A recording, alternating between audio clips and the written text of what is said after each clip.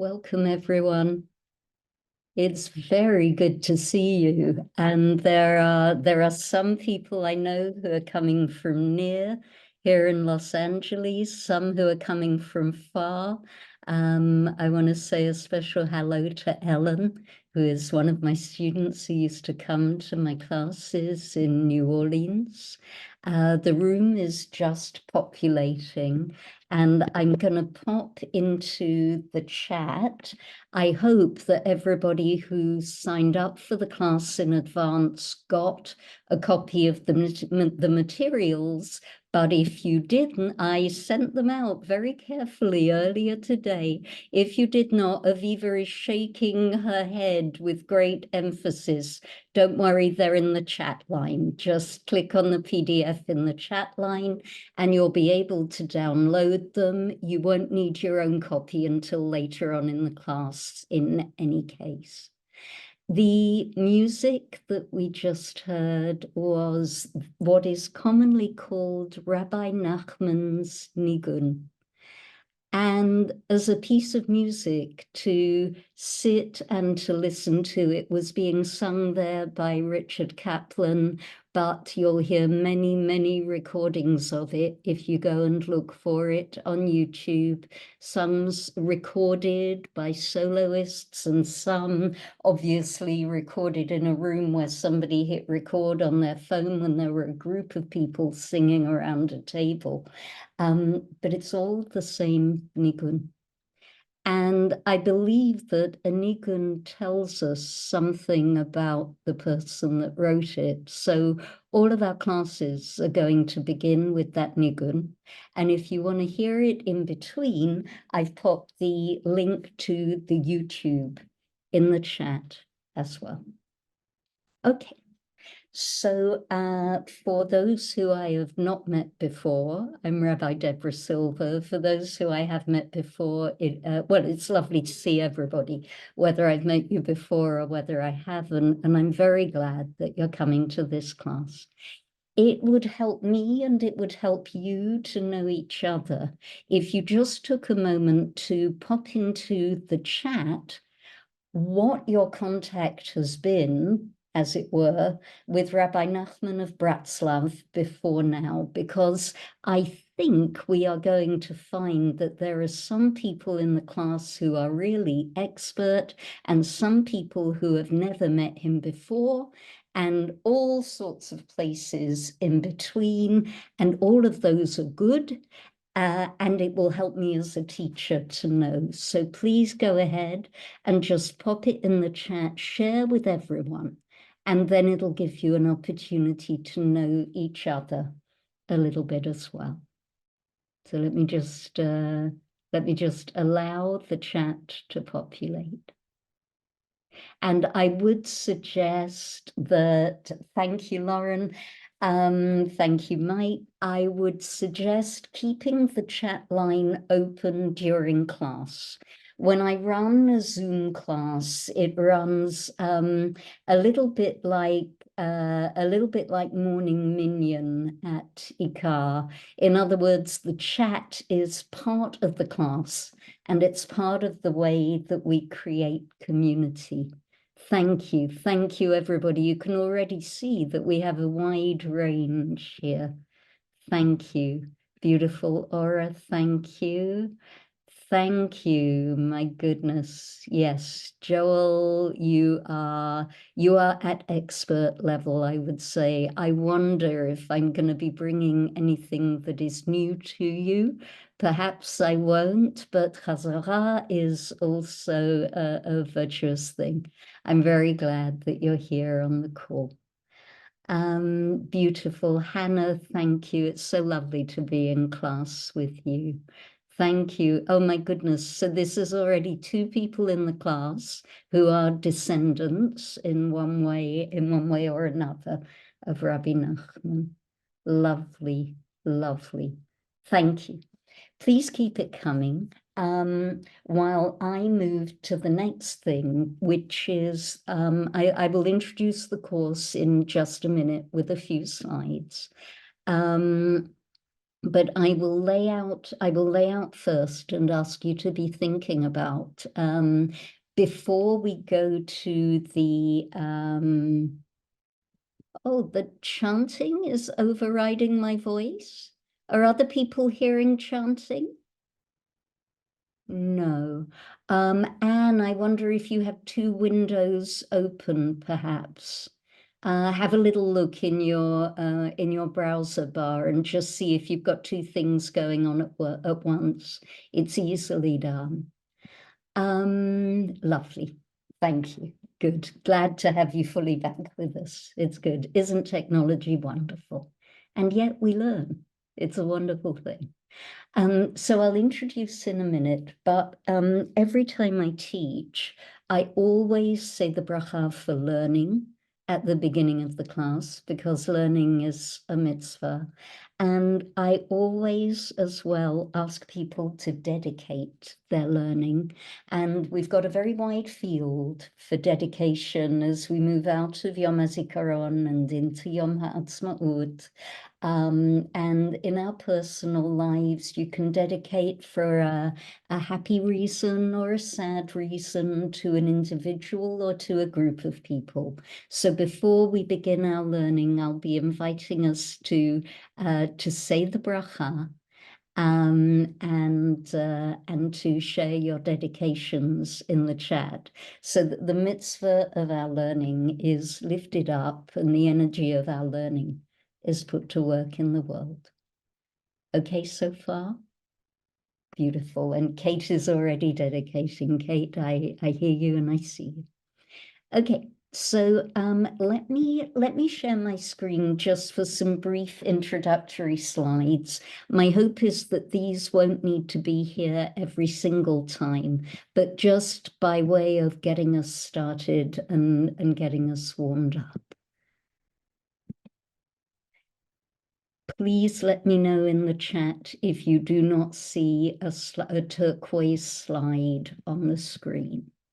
I need to know if you're not seeing the screen, but I'm hoping that what you're seeing is a turquoise slide that says Soul Wisdom, Rabbi Nachman of Bratzlav. And what we're going to do in this course, the field of and around the wisdom of Rabbi Nachman is huge. One of the difficulties of creating a short course on Rabbi Nachman is that I have to make decisions about what it is, what we're going to be able to focus on. Many of my teachers are of the view that you should try to do one thing and do it well, rather than trying to grab many things and only get halfway there. So that's what I'm proposing to do.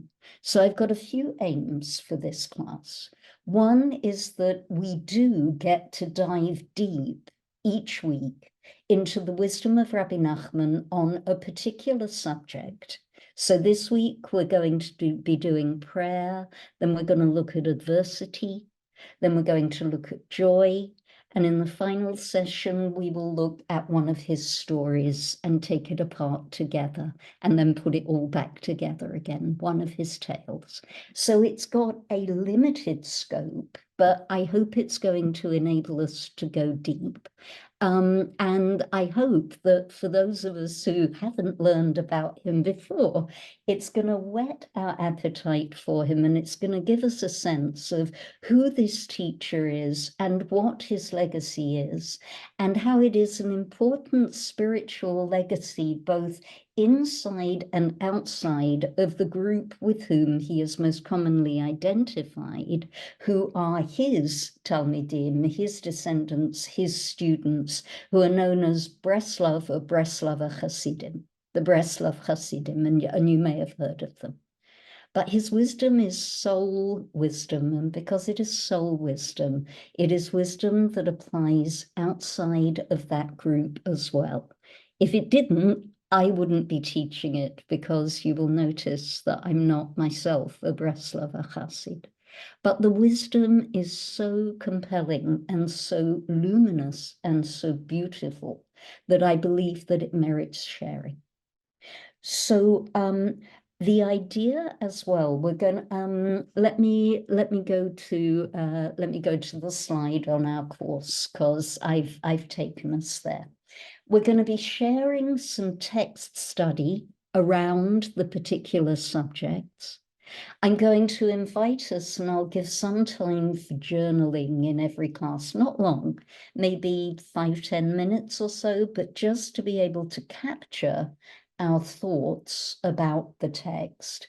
And then we're going to be using breakout rooms, because one of the things about Hasidic wisdom is that it has the energy to create and to sustain and to build community.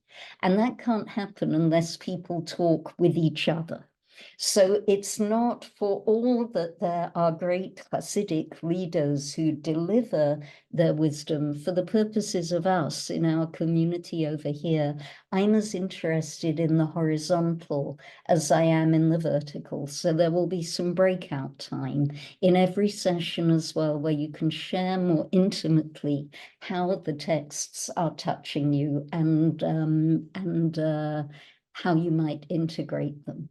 And that brings me to my third aim. So aim number one is to get to know Rabbi Nachman just a little bit.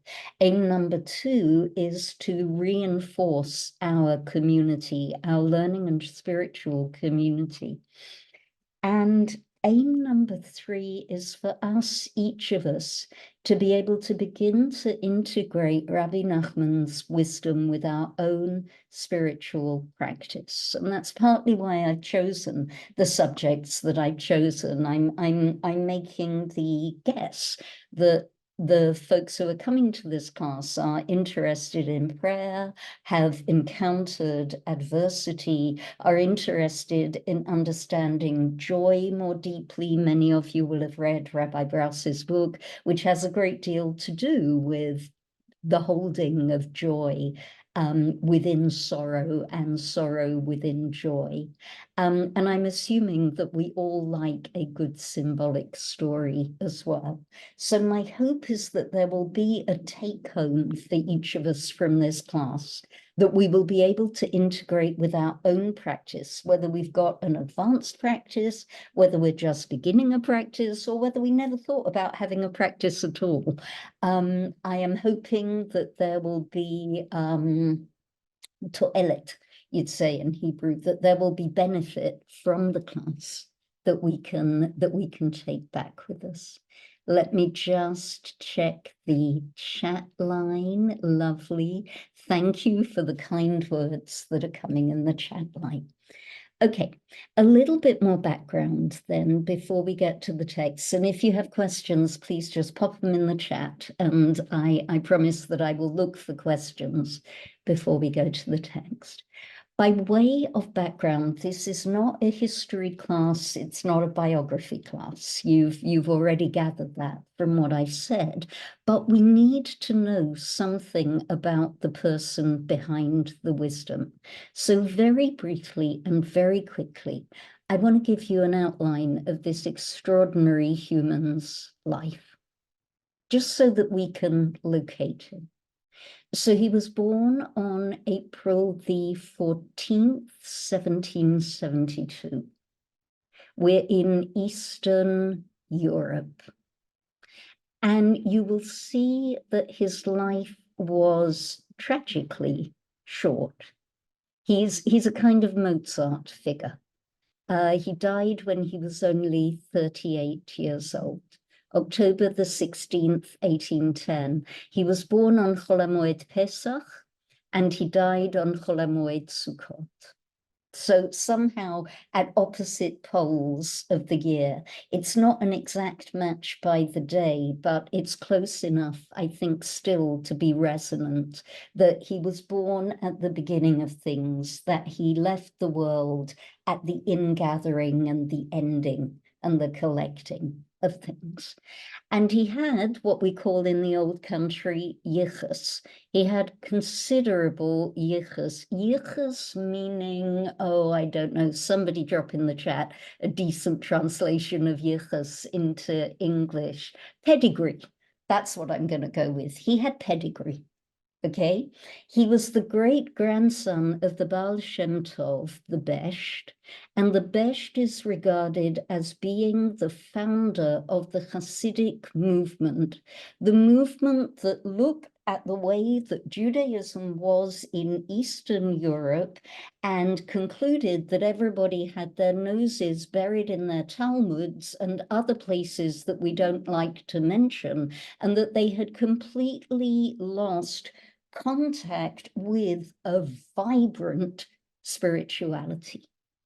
And the Besht was the first of the people to challenge this and to delve into an active life of the spirit that was animated, that was joyous, and that did not require that you had a degree in Talmud or anything else for that matter, or halakha, in order to be able to join in and cleave to the vibrant source of being that is the divine. So our Rabbi Nachman is the great-grandson of the Besht. He grew up within this, we'll call it a movement, maybe even a dynasty. He grew up within this family. He grew up, he's what, 2 generations, 3 generations removed from the initial act of spiritual revolution. So everything is fresh and new and vibrant and exciting and challenging. And I think it also necessarily follows that the rest of the world around him outside of this new movement was quite annoyed and quite huffy and uppity about it. There was a lot of pushback against early Hasidism. So that's on one side of the family. He's also on his other side, on the other side of the family tree. I'm going to mispronounce this, I think. He's the grandson of Nachman of Horodenka, sometimes Gorodenka, a significant and luminous rabbi in his own right. And not just that, Nachman of Horodenka takes his lineage from the Maharal of Prague, from Rabbi Yehuda Lowy of Prague. We know him because he was the one who created the golem. So we're going all the way back along the European mysterious. And all of this, thank you, Hannah, yes, all of this is resonating in Rabbi Nachman at some level. It's flowing in his veins. Yes, his physical veins, his spiritual veins. He's got really serious yichus. He marries when he's only 13. That was how it was done in those days. His wife was called Zosha. And in due course, he was going to be widowed. He would have a number of children with Zosha. She would then die of tuberculosis. He would be widowed. He would marry briefly again before he himself died. But you don't get the sense that he was a family man as such. His vision was placed elsewhere.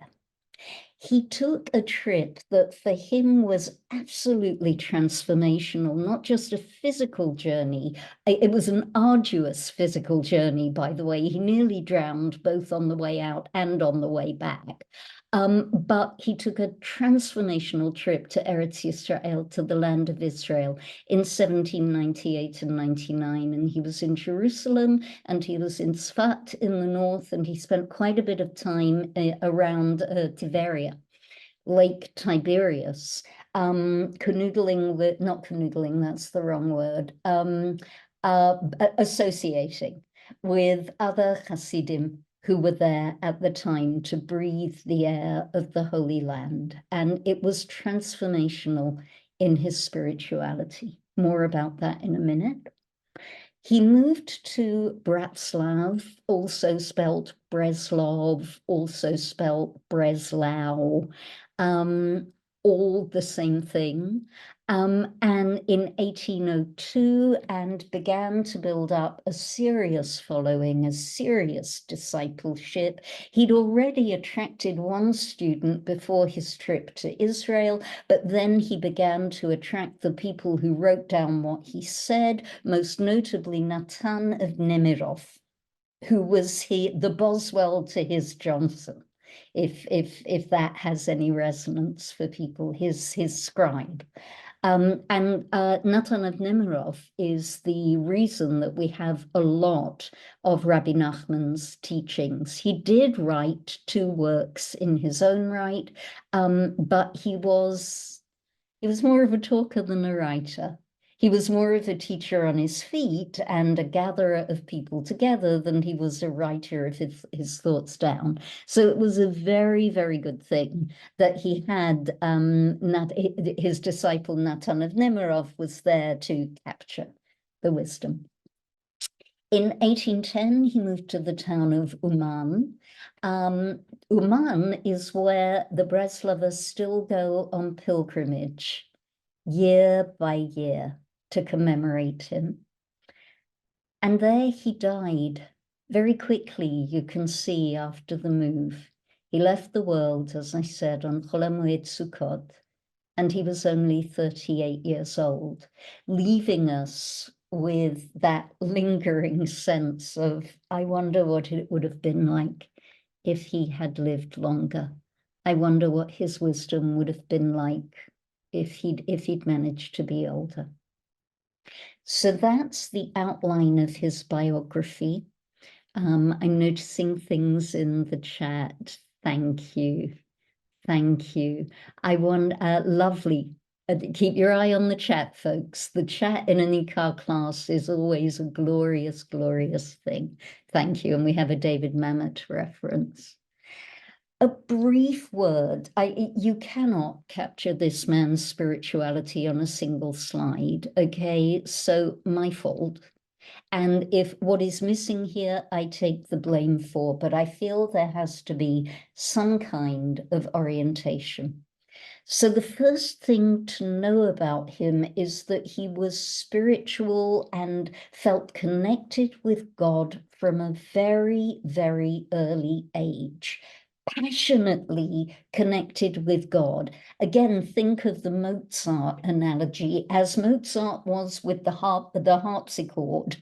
So Rabbi Nachman was with God. And he was one of those children who would pray privately and with great, great fervor. So he sought out the divine, and his relationship with the divine was complex, as we're going to see from his writings and his teachings. But he was connected right from the very, very beginning. Remember, he's existing in an early Hasidic milieu where the idea of being able to connect to God directly rather than having to learn a pile of old books is very much alive and well. And the idea of being able ultimately to be close to the divine and to merge with the divine, all of which is encapsulated in the Hasidic terminology of dveikut, which is one of those wonderful words that means itself and its opposite in English. Ledavek is to cleave, but not in the sense of cleaving in the sense of partition, but cleaving in the sense of unity. The idea that on some level, the purpose of being a human being, the ultimate purpose of being a human being, is to know the divine and to cleave to the divine and to model ourselves after the divine and to be constantly asking the divine what the divine wants of us, needs from us. You get the idea, a deep, passionate relationship with the divine, an ecstatic spirituality, and also a very tall order. A very, very tall order to stay constantly in union with the divine, because human beings can't. Yeah. So From a very young age, he's this. He always sought to lift up holiness, to increase holiness, whether in the performance of mitzvot, whether in other spiritual practices, put a pin in those, we're coming to them, and also with song and with dance, the nigun, yeah, that's not his only nigun. We have one that we probably didn't know was a Rabbi Nachman nigun, but one of the ones that is attributed to him is one that we sometimes use for the Lachadodi.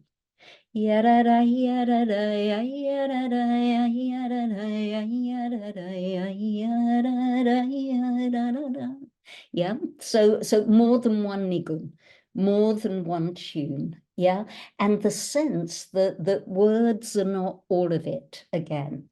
That spirituality is expressed by wordless. A nigun is a song without words, and that's the point. Yeah, a melody without words, by song, by dance, the lifting up of holiness, the deep exploration of holiness. He was a storyteller. We have his tales. They are deeply, we will look at one of them. I haven't decided which one yet, but we will look at one of them, that one of the shorter ones it will have to be, but deeply, luminously symbolic. And again, you can see moving away from this is the kind of text that you learn from a book, and that more sort of three-dimensionality of creating, it's poetic rather than prosaic. His spirituality is another way of understanding it. He was a maker of meaning. Whatever came into his life, he sought to make meaning out of it. He was a spiritual innovator, and he was an iconoclast. He came up with some really, really radical ideas over the course of his life, one of which was that rather than you followed your tzaddik, your holy leader, and you were a good student and a good disciple and a good follower, he believed that inside every one of his students was a tzaddik, was a holy leader, that every human being has the capacity of being a tzaddik in their own right. So in that sense, he's the ultimate democrat, right?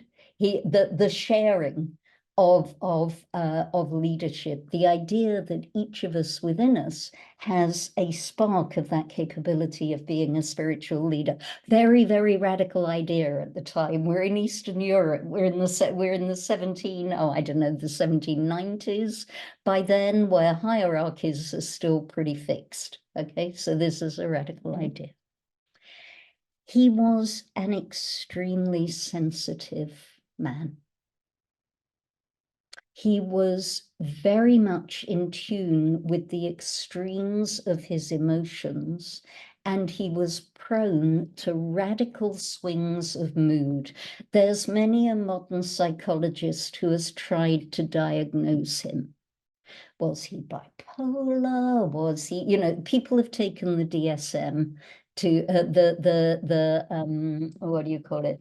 Not deduction manual, what's it called? Anyway, what the doctors use to decide what you've got. And they've taken the manual to Rabbi Nachman over and over again. And it's not conclusive if he had an identifiable condition in modern terms, if he was mentally ill in modern terms. But what we know is that he was subject to the bleakest depression. He used to call it he had different words for it. He called it mara shchora, black bitterness. He called it, sometimes he personified it as the Bal Davar, which I would translate loosely as Mr. Thing. Mr. Thing who comes and takes possession of you. And he suffered with it all of his short life. And it sensitized him extremely to what it meant to be a human being. And his extreme sensitivity also led him to one other place that we need to know about and hold tenderly with him. which is that towards the end of his life, there is some evidence that he thought of himself as the Messiah. Now, academics can't decide on this. Some people are pretty clear, yes, he did, and some people are pretty clear, well, no, he didn't really. You have to remember, of course, that within Eastern Europe, there's already been a couple of people who did call themselves the Messiah, Shabtai Tzvi, and then Jacob Frank. So it was a thing, if I can put it that way, that if you were the leader of a movement, that maybe it was just that everybody was calling him Mashiach. There was deprivation, there was desperation. It's not entirely clear, but there's this. It does seem to affect the way that he saw his legacy and his leadership. And you can imagine, or we can try to imagine what it's like to think that, or think that sometimes about yourself and know that you will die young, because he was diagnosed with the tuberculosis that would kill him a number of years before it actually did. So he lived in the shadow of his own mortality. And I find myself wondering if those two things had to do with each other. Okay. That's the last of the slides that I have, because now we're going to be moving over to text. But I hope that makes for a reasonable introduction just to locate him before he gets to talk to us himself. So let me just run through the chat before we go to the text, and let me see what I've got. Lovely, Jessica, thank you. Yes, a lot of yichus, a lot of Bialystok yichus in the chat line. And yes, Ellen, he died of TB. Joel, thank you. Yes, I'm glad to have that confirmed, that the what do you call it, a cleaving to God, but it's a little bit more than that even. Dveikut is a very, very deep word. Yeah, to be subsumed in God. Yes, ecstatic and contemplative. Thank you, Hannah. Yes, we're going right there in just a minute. We're going right to Hitbodedut in just a minute. Thank you. The DSM is Diagnostic and Statistical Manual. Thank you. You can see why I was never a doctor. Beautiful, beautiful. Thank you, Joel. Yes, you are already giving such richness to the class. Matt, I tend to agree with you. I tend to agree that past experience does not necessarily fit modern categories. We're very fond of categories in the modern world. There was more of an and I think in the ages before us. And yes, Churchill called his depression his black dog. Okay, so let me invite you now to drop your dedications for our learning today. Thank you, Hannah. Yes, into the chat if you wish to dedicate your learning. I know that there was some further up at the beginning from folks who were able to get to their dedication immediately, but please put them in again if you would be so kind. And then we will offer the bracha for learning. And I think I might dare to ask us all to unmute to offer the bracha for learning. It will make a terrible noise, and then we'll have to mute down again. But I like having some noise in a Zoom room. The bracha for learning is the same as the bracha for other mitzvot. So like the bracha for the Shabbat candles, except instead of saying lehadlik ner, thank you, Hannah. Yes, your shofar of a brother, your brother Michael. Yeah. Andrew, beautiful. Yes, that's a good dedication. Amen. Ora, amen. And b'sha'a tova for your son's bar mitzvah.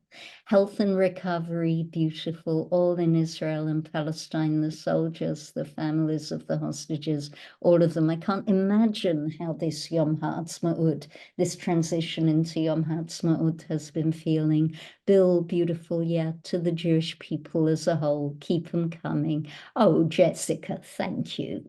That's lovely. The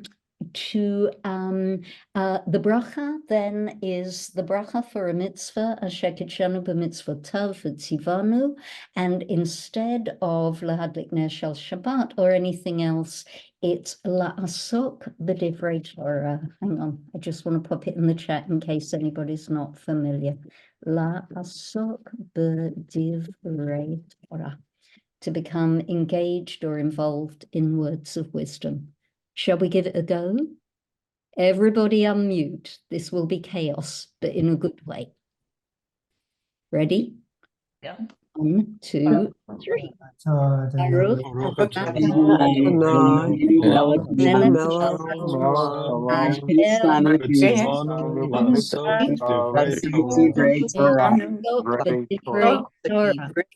Torah.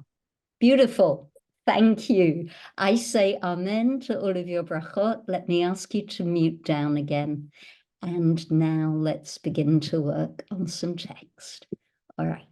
I'm hoping that within this class, I have people who like to read out loud without me having to ask too many times, but I will take the hit on the first text. So we're going to spend the rest of the session, which will take us to, I don't know, 8:30, 8:45, give or take. I think we're scheduled until 8:30 because of the intro. It might take us a little bit longer. I hope that's okay. But I'll aim for 7 to 8:30 in future classes when we know each other better. We're going to be looking at what Rabbi Nachman has to say about prayer. Remember I said that he's very close to the divine. So I felt that this would be an accessible place to start, figuring that most, if not all of us on the call will have had some experience of prayer at some point. So let me offer this first. This is from his own writings, Likutei Moharan, his own writings. Moharan, Morenu, our teacher, Harav, Nachman, Moharan. That's what he's known as in shorthand. And Likutei means little pieces of his ideas. Man's mind, and by the way, I've gone with, given that we're in Eastern Europe, circa 1790, give or take, I have gone with gendered translation here, and I hope that people will forgive. I kind of feel it as a fidelity to him, but we know, of course, that the divine has no gender, and we know, of course, that the every person that he is speaking to may be male or female, cis, non-binary, all of us, okay? But these are the accepted translations, and I felt that I should stick with them. So, man's mind, a human being's mind, is his very essence. Wherever your thoughts are, that is where you are, all of you. This is why it is so important to avoid all evil thoughts, because otherwise that is where your place will be. You must force yourself to think good thoughts in order to be worthy of knowing God. Then your place will be with him, and you will be merged with him. There's that dveikut we're talking about. The greater your perception of God, the more merged with God you will become, and then you will attain eternal life. Okay, so our first encounter with his words, notice how he he's very, very poetic. Yeah, this is almost, you could set this text, it's prose, it's published as prose, but you could set it out on a piece of paper as a poem and it would work, right? It would work. Okay, so let me ask you to, no, let's go with that. Let's use that as an introduction to the next teaching, which is going to address how. Because this is all very well. This is beautiful. It's better than beautiful, it's sublime.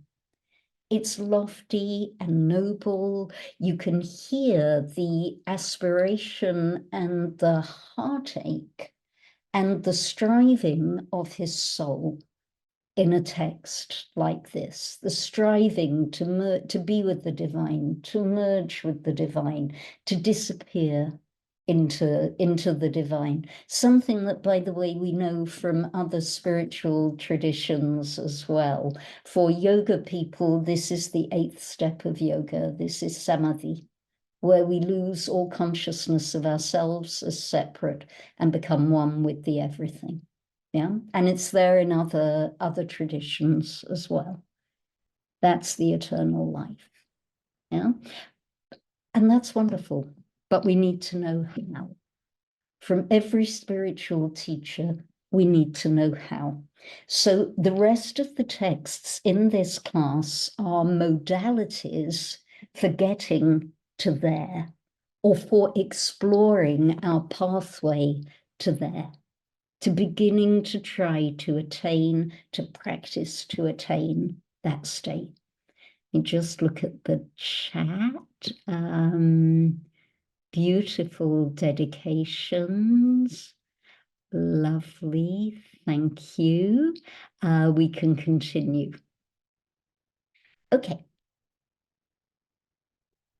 This is a long text, and I think since Hannah anticipated it, Hannah, would you, where are you? I can only see a few of you when I've got a slide up. But Hannah, are you up for reading it for us? And I will, it's a long text, so I'll scroll. My honor, my pleasure. Thank you so much. Set aside time each day to meditate and pray alone in a room or some meadow, and express your innermost thoughts and feelings and personal prayers to God. Every kind of appeal and argument. Use words that will endear you to God and win God's favor. Plead with God to draw you closer and let you truly serve him. This is Hit Bodha Dut. Want me to continue? Please, all the way through. You should hold these conversations in whatever language you speak best. Our set prayers are said in Hebrew, but if this is not one's native tongue language, it is difficult to use it to give expression to all one's innermost thoughts and feelings, and the heart is less drawn after the words. It is easier to pour out your heart and say everything you need in your own language. You should tell God everything you feel, be it contrition and longing to repent over the past, or requests and supplications to come truly close to God from now on, each person according to his level. Be very careful to get into the habit of spending time every day on your personal prayers and meditation. Fix a regular time for this, and then be happy for the rest of the day. Hit Bodha Dut is of the greatest value. It is the way to come closer to God because it includes everything else. No matter what you lack in your service of God, even if you feel totally remote from his service, tell God everything and ask him for all that you need. If at times you find yourself unable to speak to God or even open your mouth, the very fact that you are there before him, wanting and yearning to speak, is itself very good. You can even turn your very inability to speak into a prayer. Tell God that you feel so far away that you cannot even speak to him. Ask him to have mercy on you and open your mouth to tell him what you need. Anna, thank you. That was beautiful. Thank you. Drop into the chat for me, if you will, while I unpack this a bit. If you have come across this concept in Hebrew hitbodedut, I'm going to explain it. And also if you have a practice of hitbodedut, whether or in whatever form it takes. Okay. The word lehitboded is a Hebrew reflexive verb. In other words, it's something that you do for yourself or to yourself. Lehitrachetz is to wash yourself, and so on and so on. Lehitboded means to make yourself alone or solitary. Yeah, not lonely. That's an important distinction here, I think.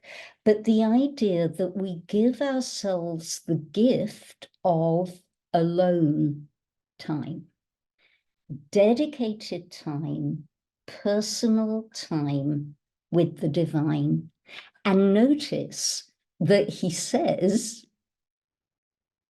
that you need to make it a habit every day.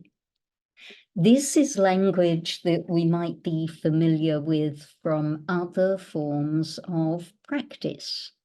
If we are walkers, if we are quilters, if we are runners, if we are yoga people, if we are meditators, yes, the importance of regularity. The same as with any other kind of learning, little and often is better than 2 hours a week. 2 minutes a day is better than 2 hours a week because it builds the muscle. So do we see that what he is doing here is he's offering us a container for beginning to explore the intimacy? Yeah, our job is, it goes in stages. Our job, first of all, is to withdraw ourselves and dedicate the time between us and God. And then notice, pray alone in a room or some meadow. There are other places where he says that hitbodedut is best practiced outside, so that you can be in touch with the beauty of nature, so that nature itself will inspire you. And I think I'm right that at the beginning of Shtisel, the Netflix series, you actually see some people running out outside of Jerusalem to pray, to practice hitbodedut. So it can be done outside or in nature, but it can also be done in a room. You can see that we're bumping right up against meditation here. Yeah, meditation it exists in, obviously it exists in Eastern cultures as well, but just a minute, maybe there is a key here that we can turn to begin to develop a practice, a similar prayer practice in our own lives. And notice as well that this young man, he's a young man when he's writing this, that this young man who is surrounded all the time by the heaving, noisy Hasidic community finds his peace in a one-on-one, that he feels the need to withdraw. Yeah. Let me stop sharing for a moment and look at the chat. Yeah, beautiful. Okay. All right. So let's see. Ellen, you're not familiar with it or not familiar with it yet. I think you might like it. Knowing you as I do, I think you might like it. Yes, this is a similar text to the one that Rabbi Kanitz used at the Shabbaton last year, and then we all went off all over the hill at Ramah to do some talking out loud to the Holy One. It's a very, very powerful practice. Yes, Stissel. Thank you, Joel. Interesting. Interesting. Yeah, briefly during the Amidah. Yes.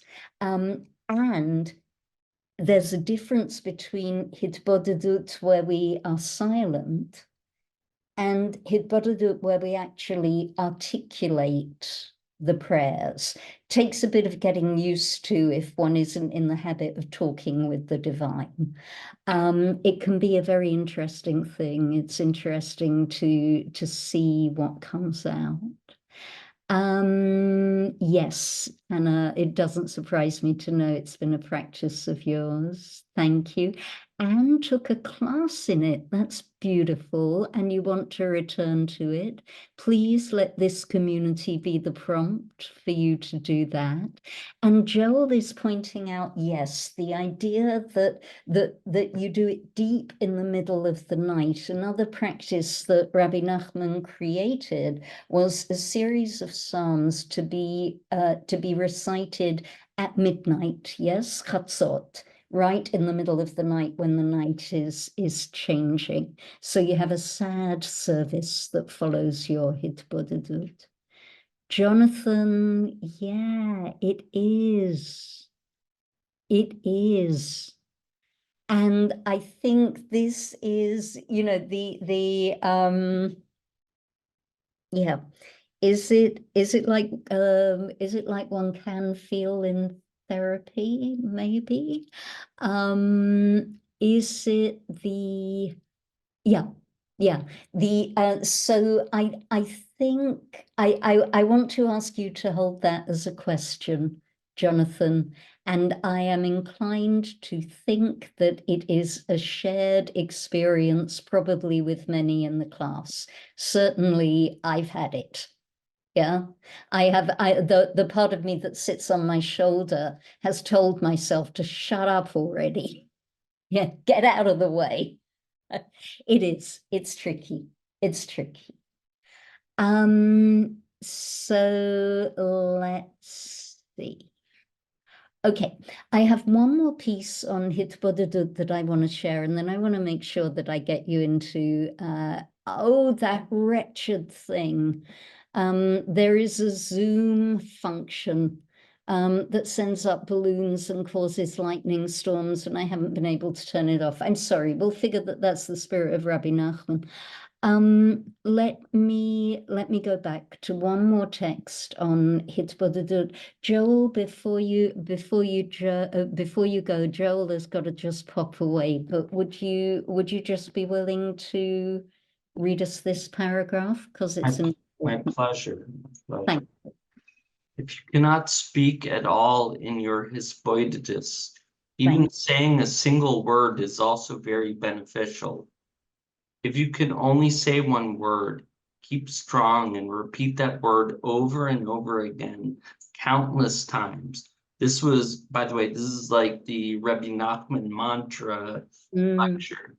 Even if you spend day after day meditating with that word, this in itself is very good. If you are persistent and repeat that word countless times, God will have mercy upon your mouth and you will be able to express yourself. Thanks so much, Joel. And thank you, of course, for the beautiful and authentic pronunciation. I don't take that pronunciation to myself, but It's voidedus. Is if you want to really do it, you do it. It's voidedus. It's voidedus. Thank you. Yes. Thank you. It tastes different, it does. It should have a little gefilte fish in the end. Or a little gavol. Okay, so what we have here, as we're beginning to look at the modalities that he's offering us to frame and channel our own spirituality, this is something that we may have come across in from other traditions altogether. I would call this mantra. And or similar to mantra, the idea that you stick with a single word. It's okay if it's just one word. It's okay if your prayer is just one word and you repeat it over and over again. I love, by the way, the wisdom of this in terms of the fact that quite often, if we are ruminating or if we are stuck in our own thoughts, we're pretty much doing just exactly that. Except, you know, the lying awake at 3 a.m. with the same thought going round and round and round and round in your head. This is a way to displace that. The 3 o'clock in the morning thought, that's the kind of anti-version of it, if you want. But the practice of going with a single word, of sitting deeply with a single word, or with a single melody that you sing over and over and over. There's something about the repetition that takes us deeply in, that takes us somewhere else. Okay, so here is what I would like to do now. Let me stop sharing. I have a really important question. Oh, Andrew, yeah, I love the idea of working with shalom as the word. I don't know if it's a Rabbi Nachman word, but I think it could work very, very well. I've come across people who use it that way in Jewish yoga classes. Yeah, conveniently, if one doesn't want to om in a yoga class, it provides a good alternative. For a long time, as a yoga person, I didn't om. Here is my important question. Were people able to get copies of the texts for themselves and print them out at the beginning of the class? Okay, I'm getting some yeses and some nos. Okay, so what I'm going to do is I'm going to pop the text in the collection of texts in the chat line again. All right, they're right at the very top. Let me just see. No, I'll put it in after I've given the instructions. I am going to ask people to go into breakout rooms and to share maybe one, maybe two, maybe more of texts 3 through 7. I tend to over cater when it comes to texts, all right? I've always had this idea that after a class, people will print out the texts and keep them and then read them on Shabbat afternoon and do the texts that we didn't get around to. So don't feel obligated to do all of them, because that's going to be a very tall order in the 20 minutes or so that I'm able to give us at this point. But pick one or two, because what unites all of these texts is that they are second level modalities for your prayer practice. Yeah. So to recap, the overall is to be able to try and become close and be subsumed with the divine. The strategy is to be alone with the divine, to withdraw ourselves from the rest of the world and give some alone time to be together with the divine. Is it a paradox? Yes, it is. Yeah. And what you've got in texts 3 through 7 are strategies that he offers to get you started or to get you unstuck if you're stuck. Okay, because quite often we get stuck. So I'm going to pop you into the rooms. Please introduce yourselves. Please decide early on whether you would like to do one or two. I think that's a reasonable thing. If you do more than that, gigas into hate, like we say, but I think 1 or 2 is reasonable. And just please share with each other if you could see yourself integrating this yourself into your own prayer practice or where it might be useful. Okay?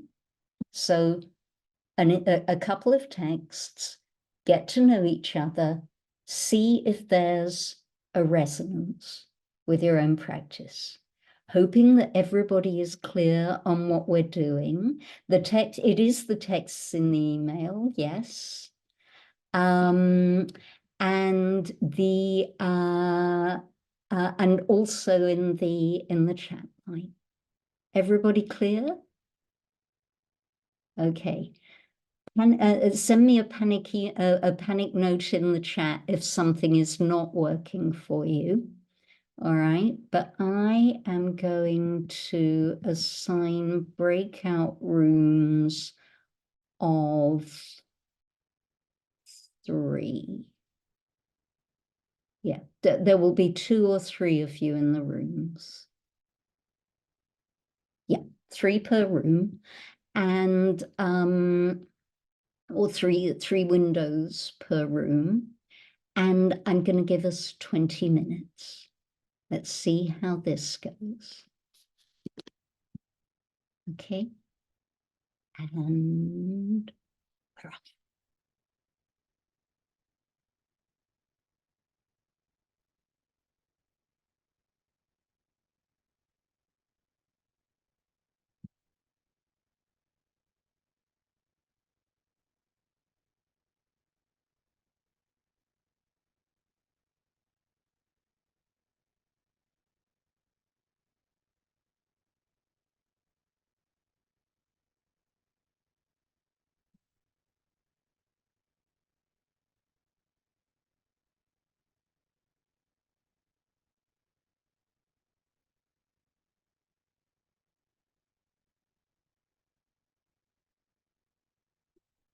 see, who have I got left? Caroline, Arlene, Agnes, can I help you get to a room?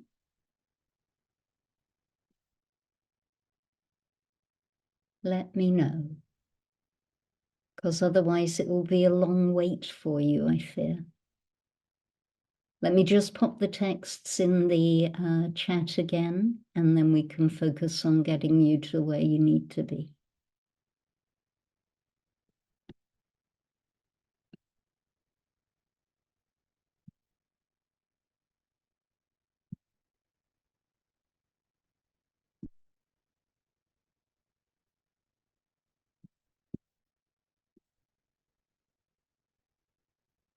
Well done.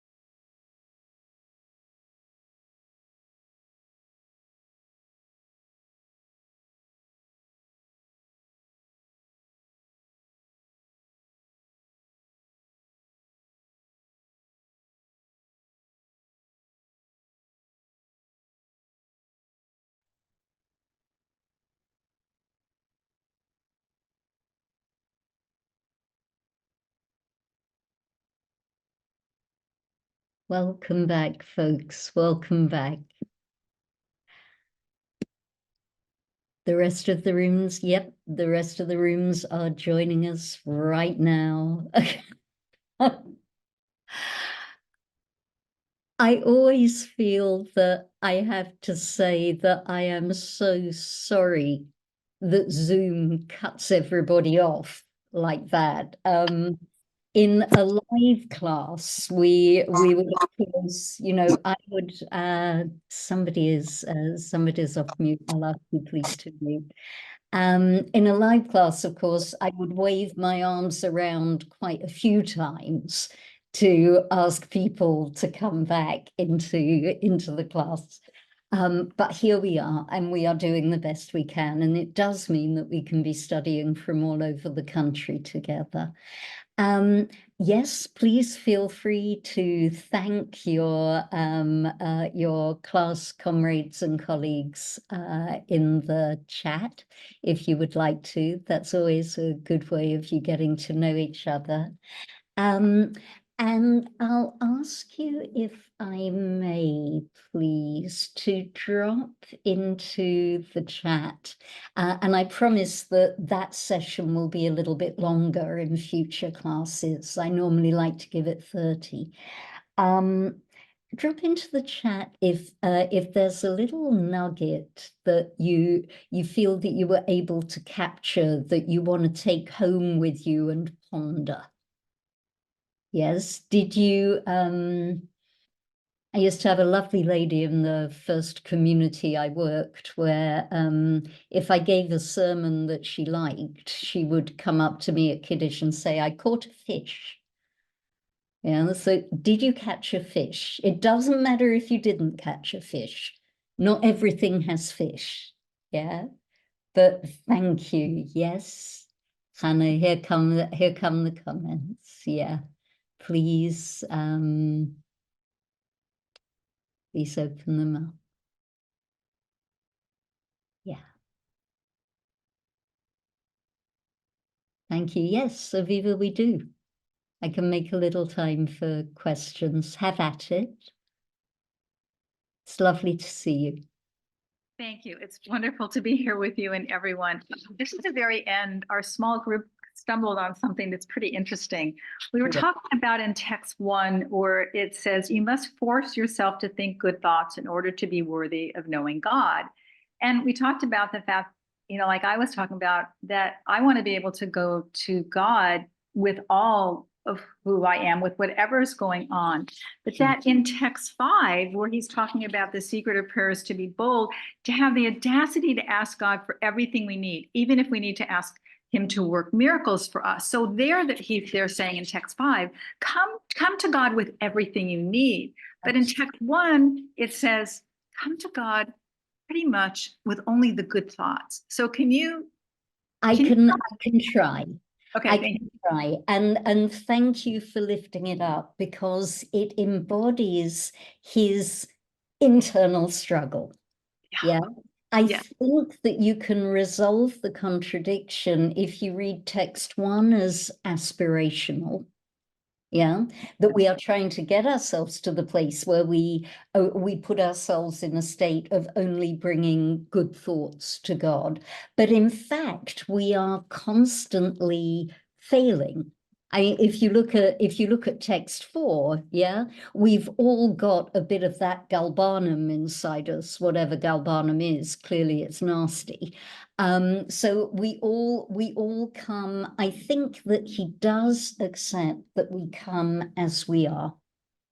Yeah, because human beings are constantly fluctuating.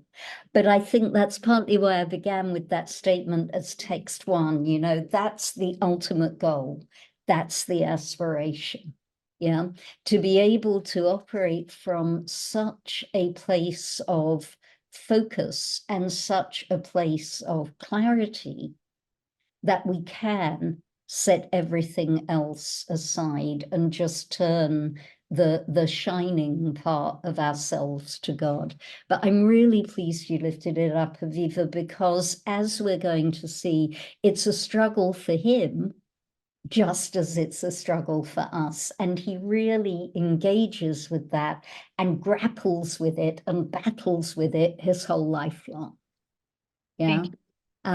We'll go deeper into it next week, because next week we're going to look at his teachings on adversity.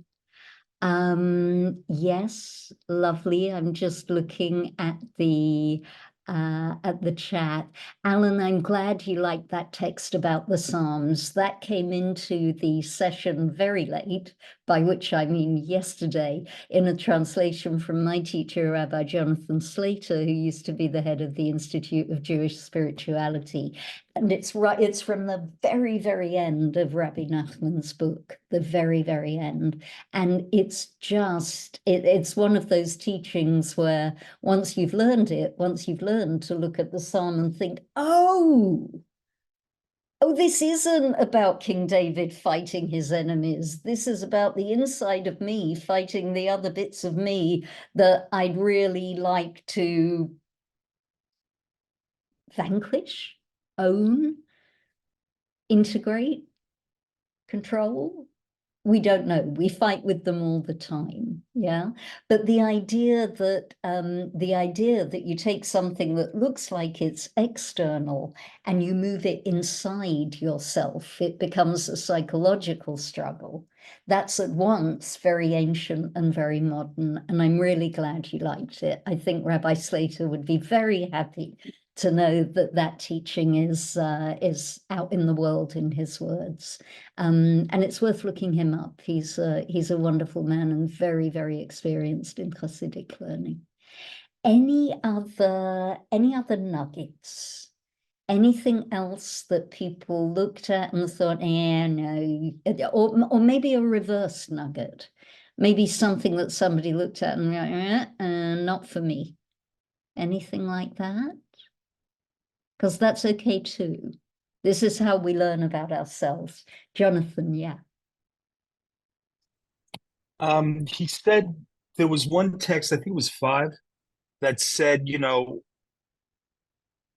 like you're talking to a shop owner, you're on credit, so you do a little psalm, you do a little this, you do a little that, and when you need it, you could draw credit. And, I get it. I get that, but I always hated that merchant, relationship with God. It's like, all right, I'll do what you say, and then you have my back. I mean, yeah, I always hated that. It's like, if you could look at the story of Job that way. Job had that kind of mercantile relationship with God. I'll do what you say, and you take care of me and my kids, and it worked for a while. But then, these terrible, terrible things happened, and he had to confront what that means, even though, I did everything you said. And he had to work through that. And at the end, the relationship changed. God spoke to him directly through the whirlwind. It wasn't just this tit for tat. It was like, now I know God. Right. You know what I mean? I do. And I do. Yeah, and yeah. It's, I just hate that approach to it. I just don't like it. Okay, that's good. It's good that you identify it. I wonder whether what Rabbi Nachman had in his head, I wish I could cite exactly from Pirkei Avot, but there is a saying from Pirkei Avot which expresses reality in exactly those transactional terms. Yeah, that the shop is open and a net is cast over all the living, and we do this and God does that, and so on and so on and so on. All right, well, that's Psalms and Proverbs. Yeah, exactly. So good. So that is a reverse nugget that I'm glad that you have. And I promise that he doesn't talk about the divine in those terms all the time. Lovely. Room for one more, I would say, if anybody feels prompted to talk. Kate, I will try. is the answer to Kate's question. I will try. Quite often, it depends on the composition of my week. But quite often, as I said, I'm tinkering with the materials up until quite early on. But if it would make a difference to get them sent out on Sunday, I will do my best, although it's not going to be next Sunday, because next Sunday I'm at the Shabbaton and I can't be sending materials and driving back from Ohio at the same time. I'll do my best. Will you accept my undertaking to do my best? And I'll try. I take your point, Kate, I do. But my hope is that we get through them in the class as well. And obviously you take them away and they're there for you afterwards as well. Okay, so I know that we're moving late into the evening, and if anybody is coming in from different time zones, then it's super late in the evening at this point. Ellen, are you still on Eastern time, Ellen? Good grief.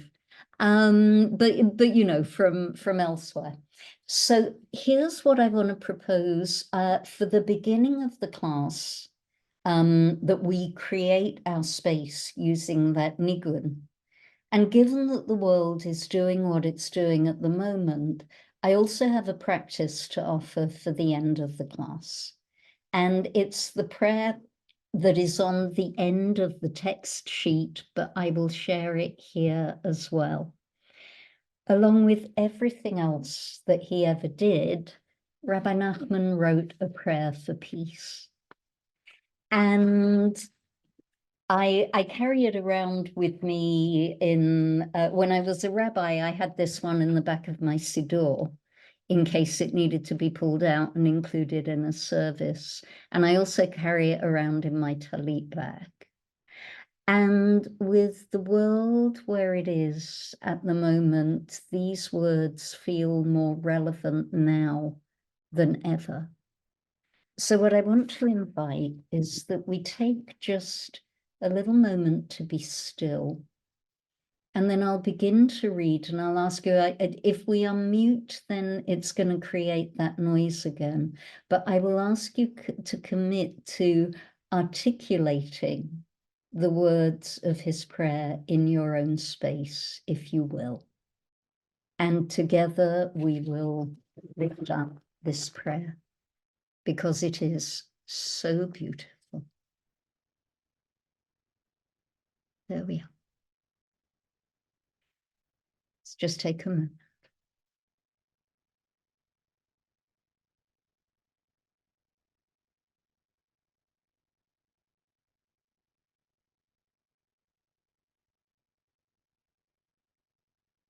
May it be your will, Holy One, our God, our ancestors' God, that you erase war and bloodshed from the world, and in its place draw down a great and glorious peace, so that nation shall not lift up sword against nation, neither shall they learn war any more. Rather, may all the inhabitants of the earth recognize and deeply know this great truth, that we have not come into this world for strife and division, nor for hatred and rage, nor provocation and bloodshed. We have come here only to encounter you, eternally blessed one. And so we ask your compassion upon us. Raise up by us what is written.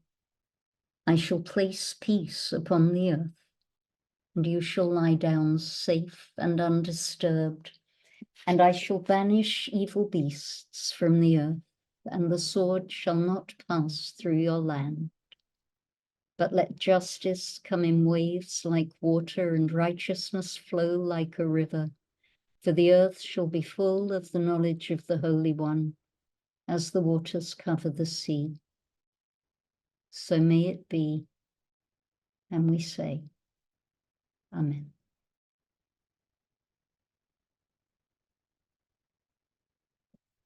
Thank you. Thank you so much, everyone. the prayer is the last one on your text sheet, and it will be the last one on your text sheet every week. I think I'll just keep sending it. And you can rip off the back sheet of the text sheet and start giving it to people. And I will see you next week when we will study the journey that he took through his own adversities, of which there were many, and the wisdom that he has to say, that he has to share with us about adversity and about resilience. I'm very, very grateful to you for coming and learning with me. Let's unmute so that we can say goodbye. It's a bit early in the week to say Shabbat Shalom, so we can't say that. Bye. Thank you, everyone. This was wonderful. Thank you. Thank you. Bye, let's- Thank Take you. care. Thank God you. bless. Tov, everyone.